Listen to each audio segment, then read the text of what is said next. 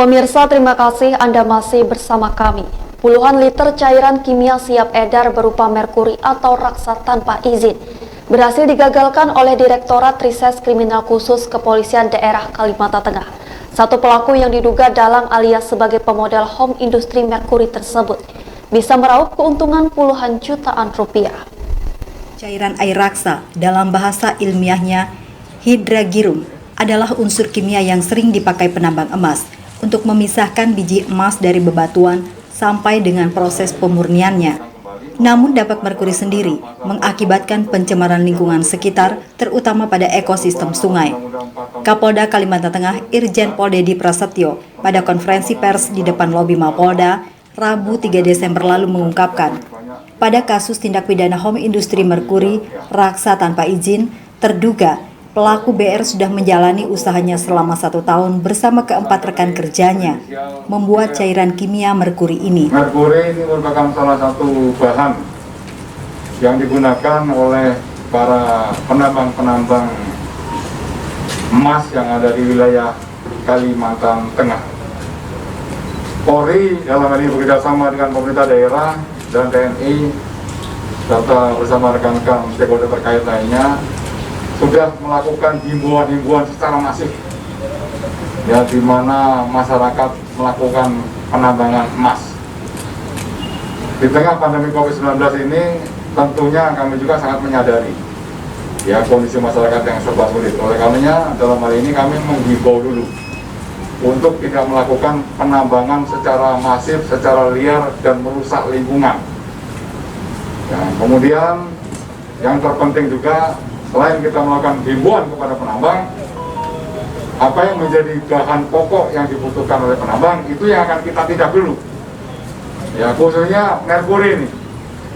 Ya, merkuri ini untuk mengurai pasir-pasir dengan emas murni. Tapi dampak dari merkuri ini kalau digunakan secara masif, maka akan merusak lingkungan dalam jangka yang panjang, kemudian bisa mengganggu kesehatan masyarakat, apalagi masyarakat kita sebagian besar ini hidupnya di sungai dan menggunakan dan memanfaatkan hasil sungai seperti ikan-ikan, ini berbahaya bagi kesehatan. Ya, dan juga perlu saya sampaikan kepada rekan-rekan, untuk merkuri ini kita nanti juga bekerjasama dengan pemerintah daerah coba untuk memberikan edukasi lagi kepada masyarakat. Ada cara-cara yang lebih ramah lingkungan, ya, bagi masyarakat yang melakukan mencari emas secara tradisional. Ya, kita juga paham tentang kearifan lokal, tapi tidak boleh dengan kearifan lokal lingkungan kita dirusak, ya, khususnya dengan menggunakan zat yang berbahaya merkuri. Direktur Rekrimsus Polda Kalteng, Kombes Pol Pasmarois menyampaikan, kejadian ini bermula pada Rabu 25 November lalu. Tim Direktur Reskrimsus Polda Kalteng, Kombes Pol Pasmarois menyampaikan, kejadian ini bermula pada Rabu 25 November pekan lalu. Tim Ditreskrimsus Polda Kalteng menangkap pelaku di Kelurahan Pahandut, Kota Palangkaraya. Berdasarkan hasil informasi yang didapat dari pelaku, tim bergerak menuju tempat kejadian perkara atau TKP, menelusuri tepian daerah aliran sungai Das Kahayan, arah Bukit Rawi kilometer 4, Kelurahan Pahandut Seberang, Kota Palangkaraya. Pada saat di TKP, tim melakukan pengecekan hingga mendapati adanya kegiatan penampungan, pengolahan, dan pemurnian batu cinnabar yang diduga berasal dari penambang ilegal. Dari hasil pengolahan batu cinnabar berupa cairan raksa, merkuri ini diperdagangkan oleh BR. Pelaku menjual dalam kemasan botol berukuran kecil dan dihargai Rp1.500.000 hingga Rp2 juta per botol.